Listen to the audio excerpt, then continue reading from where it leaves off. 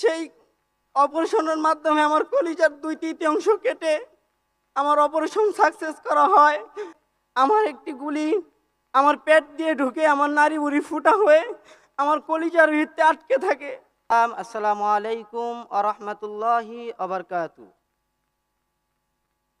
সম্মানিত উপস্থিতি, এখানে আজকে দাঁড়িয়েছি আমি কোনো রাজনৈতিক পরিচয় নয়, একজন আহত জুলাই যোদ্ধা হিসেবে, হাজারো জুলাই আহত শহীদ ভাইদের একজন প্রতিনিধি হিসেবে আজকে আমি এখানে দাঁড়িয়েছি আমার মনের দু একটি কথা বলতে।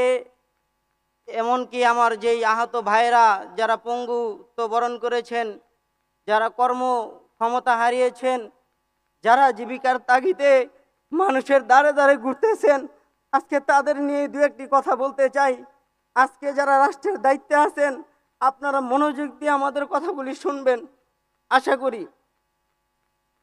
এই 5 আগস্ট এমন একটা দিন, এই 5 আগস্টে আমার একটি গুলি আমার পেট দিয়ে ঢুকে আমার নাড়ি বুড়ি ফুটা হয়ে আমার কলিজার ভিতরে আটকে থাকে।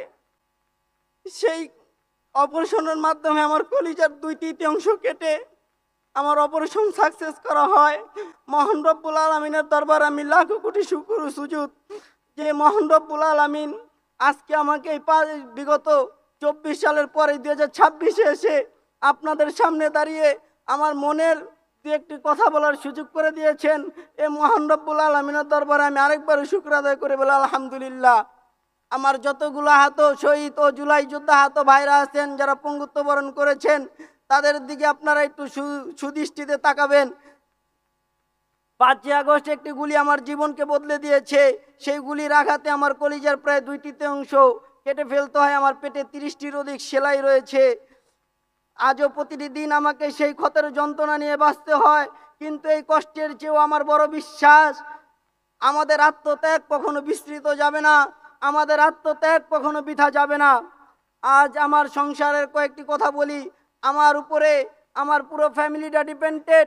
আমার বাবা একজন ব্রেন স্ট্রোকের রোগী, আমার একটি ডিভোর্সি বোন ও তার একটি সন্তান রয়েছে 9 বছরের। তাদের চলার পথের যত ক্ষয় খরচ আছে সমস্ত কিছু আমার বহন করতে হয়। আমি সুস্থ হওয়ার পরই আমার বড় ভাই মারা যান, তার একটি সন্তানের দায়িত্ব আমার কাঁধে পড়ে গেছে। আমি এই জীবিকার তাগিদে আমি একটি রিক্সা চালিয়ে জীবনযাপন করতেছি। এখানে অনেক নেতাকর্মী আছেন যাদেরকে আমি হোয়াটসঅ্যাপে নক দেই, অথচ তারা কোনো রেসপন্স আমাদের বিন্দু পরিমাণ করে না। মহামান্য রাষ্ট্রপতি এখানে উপস্থিত আছেন, আমি ওনার কাছে বলতে চাই আমাদের কিছু আহত শহীদ জুলাই যোদ্ধাদের কিছু আবেদন রয়েছে। জুলাই যোদ্ধাদের শহীদ পরিবারদের পুনর্বাসন, রমজানে ও কোরবানি ঈদে জুলাই আহতদেরকে বোনাস প্রদান করা হোক, জুলাই যোদ্ধাদের সঠিক চিকিৎসা করা হোক। আমরা এখন হাসপাতালে গেলে সঠিক চিকিৎসা পাই না, ঠিক কিনা? আমাদেরকে অবহেলা করা হয়, ঠিক কিনা? আমাদের মানুষের দ্বারে দ্বারে দুয়ারে দুয়ারে ঘুরতে হয়, ঠিক কিনা? ওনারা মাইকের সামনে যত যাই বলুক, বাস্তবে ভিন্ন, বাস্তবের পরিস্থিতি খুবই ভিন্ন, বাস্তবের পরিস্থিতি খুবই ভয়াবহ। আমরা জানি না আমরা বাঁচবো কিনা, তবে আমাদের থেকে যারা সামনের প্রজন্ম যারা আসবে তারা যাতে গর্বের সঙ্গে বলতে পারে আমাদের এই প্রজন্ম যে রক্ত দিয়েছে এই রক্ত যাতে কখনো বৃথা না যায়, এই আত্মত্যাগকে যেন কখনো কেউ অস্বীকার করতে না পারে।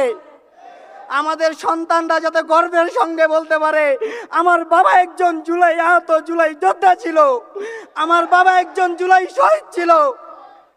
এই বলে আমি মহামান্য রাষ্ট্রপতির কাছ থেকে বিদায় নিতেছি। আসসালামু আলাইকুম ওয়া রাহমাতুল্লাহি ওয়া বারাকাতুহু।